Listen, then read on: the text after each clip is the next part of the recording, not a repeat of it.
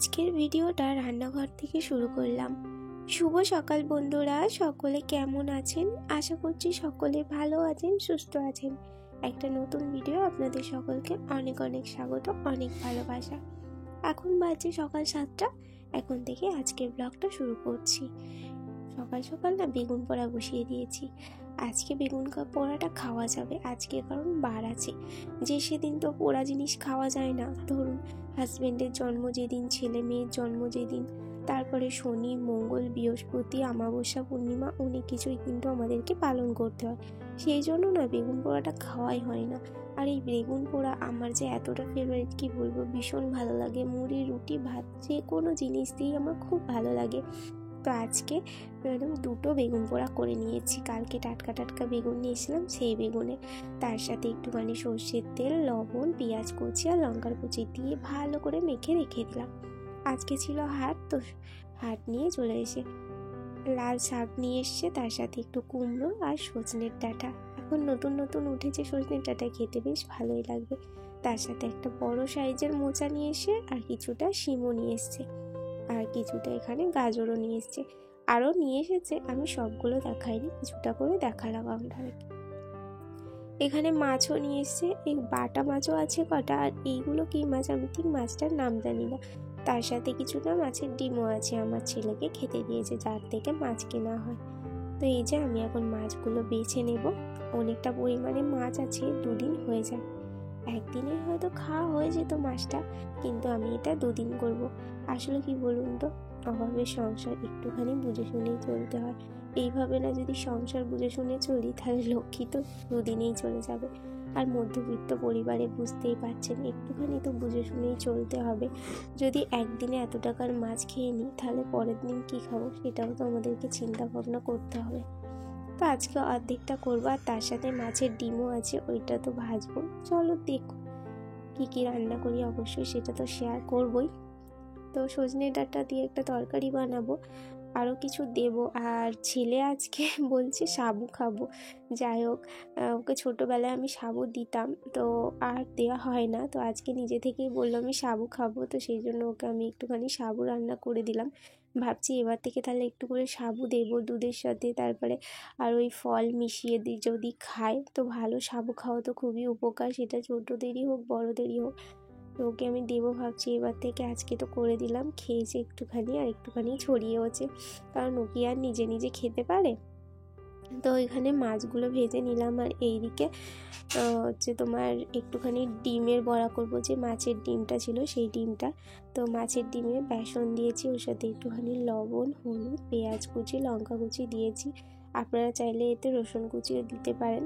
রসুন কুচি দিলেও খেতে মন্দ লাগে না, ভালোই লাগে। আমি আর রসুন কুচিটা আজকে দিলাম না, যা রসুনের দাম বেড়েছে, সবে তো যদি এত এত করে রসুন দিই পাবো কোথায়, তাই না বলুন তো। তো এখানে সবজিটাও সব কাটা হয়ে গিয়েছে, আর এখানে মাছগুলো ভেজে তুলে নিয়েছি। আর এখন এই যে বড়াগুলো ছোট ছোট করে ভেজে নিচ্ছি। এইগুলো না গরম গরম খেতেই বেশি ভালো লাগে।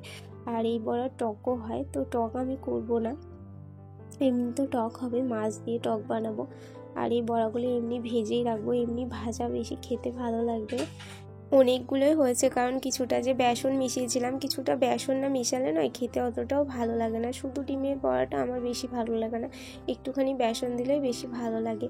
তো অনেকগুলোই হয়েছে, কিছুটা ভাজা খাওয়া হবে, কিছুটা রেখে দেবো, কালকে আবার ঝাল করা হয়ে যাবে।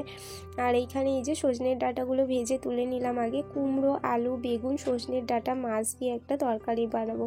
এরকম করে তরকারিটা বেশ খেতে ভালো লাগে, কিন্তু কুমড়োটা না খুব একটা মিষ্টি ছিল না, সেই জন্য না কুমড়োটা কেমন একটা লাগছিল, মানে বেশ স্বাদ। কুমড়ো যদি মিষ্টি হতো আরও স্বাদ হতো তরকারিটার। তো এই যে মশলা দিয়েছি আমি, প্রথমে 5 ফোড়ন, তারপর তেজপাতা দিয়েছি, পেঁয়াজ কুচি, লঙ্কা, তারপর আদা বাটা, জিরে বাটা, একটু রসুন বাটা, টমেটো, হলুদের গুঁড়ো, লঙ্কার গুঁড়ো দিয়ে ভালো করে মশলাটাকে কষিয়ে নিয়েছি। এটা নিরামিষও করতে পারেন, নিরামিষ করলে রসুন, পেঁয়াজ আর মাছটা দেওয়া হবে না। নিরামিষ তরকারিও কিন্তু সজনে ডাঁটা, আলু, বেগুন, কুমড়ো দিয়ে বেশ ভালোই হয়, তার সাথে পটল থাকলে পটলও। তো এইখানে আমি ভালো করে সবজি দিয়ে মশলাটাকে কষিয়ে নিয়েছি। তো তারপরে একটুখানি জলও দিয়ে দিয়েছি, এবার ফুটে উঠেছে। এরপর আমি এবার মাছগুলো দিয়ে দেব। তো দুরকম মাছ ছিল, আমি বাটা মাছগুলোকে আজকে তরকারির মধ্যে দিয়েছি আর এমনি চাকা মাছগুলোকে রেখে দিয়েছি ওইগুলো কালকে করার জন্য। দেখুন দুবেলা খেলে হয়তো খাওয়া হয়ে যাবে, কিন্তু রাত্রিরে বাবা আমার হাজব্যান্ড রুটি খায়, আমি মা ভাত খাই, সেই জন্য ভাবলাম আমাদের না হলেও হয়ে যাবে, তো কালকে আবার ওইগুলো করব। তো মাছের ঝোলটা আমার হয়ে গিয়েছে আর এইখানে আমি এখন লাল শাকটা ভেজে নিচ্ছি। ভেবেছিলাম আজকে লাল শাকটা আর করবো না, কিন্তু মোচা নিয়ে এসছে, মোচাটা কালকে হবে, আবার শাকটাও হবে, তো তাই ভাবলাম বেঁচে করেই নিই। তো শাকটাতে ফোড়ন দিয়েছি, একটুখানি পেঁয়াজ রসুন আর শুকনো লঙ্কা দিয়েছি, লবণ হলুদ দিয়ে ভালো করে ভেজে নিয়েছি আর একটু সামান্য চিনিও দিয়েছি। চিনি না দিলে নয় কেমন একটা বেস্বাদ লাগে। আর এতে পোস্তও দিই, কিন্তু আজকে পোস্তটা বাড়িতে আর ছিল না, সেই জন্য পোস্তটা আর দেওয়া হয়নি। তো শাকটাও আমার ভাজা হয়ে গিয়েছে আর কইটুকু হয়েছে দেখুন। তো আমার সব রান্না বান্না কমপ্লিট। তো আজকে অনেক মাছ ভাজা হয়েছে আর ওইদিকে দেখুন তেলও ছিটকেছে ভালো।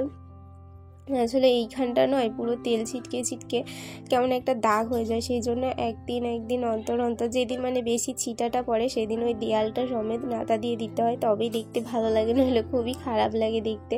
তো এখানে আমার রান্না কমপ্লিট, ওদিকে ভাত, এদিকে ডিম আর মাছ ভাজা, এদিকে লাল শাক ভাজা, মাছের ঝোল, তার সাথে হয়েছে টক। তো এইগুলোই আজকের আমার রান্না হয়েছে। ছেলেকে আজকে মা খাইয়ে দিয়েছে, তো খাওয়ানোর ঝামেলাটা আর আজকে নেই। আর এখন আমি এই যে ঘরটা ঝাঁপ দিয়ে দিচ্ছি, কারণ সবাই খাওয়া দাওয়া করবে। আর আমাদের এই ঘরের মধ্যে এত পরিমাণে ধুলো হয় কি বলবো। আর এখন তো গরম আসছে, তো গরমে আরও বেশি ধুলো হবে, দেখতেই পাচ্ছেন প্রচুর পরিমাণে পাউডার উঠছে, মানে গরমে আমাদের এক্সট্রা করে আর পাউডার কিনতে লাগবে না, এই পাউডারেই হয়ে যাবে, প্রচুর ধুলো ওড়ে। তো আমি এক্ষুনি মাত্র স্নান করলাম, আজকে স্নান করতে আমার অনেকটাই লেট হয়ে গেল। আর আমার একটা দেওর স্কুলে ওদের আজকে খাওয়ানো ছিল, এসেছে, তো ওকে আমি জিজ্ঞেস করছিলাম যে কি খাইয়েছে, ওর সঙ্গে কথা বলছিলাম একটুখানি। আর এই যে কাপড় জামাগুলো মেলে দিলাম, তো একটুখানি শুয়েছিলাম। এখন প্রায় সন্ধ্যা আর চুলটাও আমার ভিজে, চুলটা শ্যাম্পু করেছিলাম আর অনেকটা বেলায় স্নান করেছি। তো সন্ধ্যাবেলা চুলটা খুললাম, তারপর ভাবলাম না এখন তো সন্ধ্যা, চুলটা বেঁধে দিই, চুলটা না খোলাই ভালো। ছেলে এখন নিচে আছে, সেই জন্য আমি এই যে জামা কাপড়গুলো গুছিয়ে নিচ্ছি, নইলে তো ও থাকলে জামা কাপড়গুলো আমি একদিক থেকে গোছাবো আর ও একদিক থেকে ছুঁড়ে ফেলে দেবে, মানে আমাকে আবার ডবল খাটাবে, সেই জন্য আমি ও না থাকলে এই সমস্ত কাজগুলো করে থাকি। এখনও চা খাওয়া হয়নি, তো ওই জামা কাপড়গুলো গুছিয়ে রেখে গিয়ে তারপরে চা খাবো। তো এই দিকটায় থাকে আমার হাজব্যান্ডের জামা প্যান্টগুলো, ও মানে যখনই পরুক না কেন সব জামাগুলো নিচে ফেলে দিয়ে আবার ওরকমভাবে মানে জোড়ো করে রেখে দেবে, তো প্রত্যেক দিন ওইখানটা আমাকে গুছাতে হয়। তো এই যে সব জামা কাপড়গুলো একদম গুছিয়ে ভালো করে আলনার মধ্যে রেখে দিলাম। তো অনেকটা সময় পেরিয়ে গেছে, চামুড়ি খেয়েছি, তারপরে এই যে চামুড়ি খেয়ে আমি এখন মোচা নিয়ে বসেছি। আজকে যদি না ছাড়িয়ে রাখি, কালকে ছাড়িয়ে রান্না করাটা একদম সম্ভব হয় না। আর মোচা কি বলুন তো, আগের দিন যদি ছাড়িয়ে কেটে রাখা যায় না, এর মধ্যে যদি কষ থাকে, মানে কষটা ভাব থাকে, এই কষটা ভাবটা না অনেকটা চলে যায়। আসলে আমরা বাজার থেকে মোচা কিনি, কিন্তু কোন কলা সেটা তো আমরা জেনে কিনি না, বুঝতেও পারি না যে এটা কোন কলার মোচা হতে পারে। অনেক কলা আছে যে সেই মোচাগুলো না খুব কষা তেতো লাগে, সেই জন্য আগের দিনকেই আমি বেছে কেটে রেখে দিই, এরকম জলের মধ্যে ভিজি। সারা রাত ভিজলে অনেকটা কষ বেরিয়ে যায়, আর একটুখানি চুন দিলে তো আরোই বেশি ভালো হয়। তো এখানে আমি এখন ছেলেকে খাওয়াতে বসেছি। আজকে ওর হুকুম ছিল ঠাকুমার কাছে যে আমি পরোটা খাবো, সেই কথা মতোই মা পরোটা করেছে আজকে। তো চিনি দিয়ে পরোটা খাচ্ছে, আর এইদিকে ফোন দেখার স্টাইল দেখুন, বাটির মধ্যে ঢাকা দিয়ে ফোনটা এইভাবে রেখেছে, ওই কিন্তু রেখেছে, আমি রেখে দিইনি। তো খাওয়ানোর পর এই যে বাবা এখন আমার একটু প্রেশার দেখার জন্য এই ঘরে এসেছিল নিয়ে, তো ও এখন ওর দাদুর হার্টবিট চেক করছে দেখুন। ওকে যদি আমি জিজ্ঞাসা করি তুমি কি বড় হয়ে ডাক্তার হবে, ও কিন্তু আগে বলতো হ্যাঁ ডাক্তার হব, এখন বলে না আমি ডাক্তার হব না। তো কী হব জিজ্ঞাসা করলে ও বলে কি কিছুই না। আর পড়াশোনার কথা বললে তো বলবেই আমি পড়বো না, স্কুল যাবার কথা বললে বলবে আমি স্কুল যাব না। তো চলুন বন্ধুরা, আজকের ভিডিওটা আমি এখানেই শেষ করছি। সবাই ভালো থাকবেন, সুস্থ থাকবেন, সাবধানে থাকবেন। আমার ভিডিওগুলো আপনাদের কেমন লাগছে অবশ্যই কমেন্টে জানাবেন। আজকের মতো tata, bye bye, good night.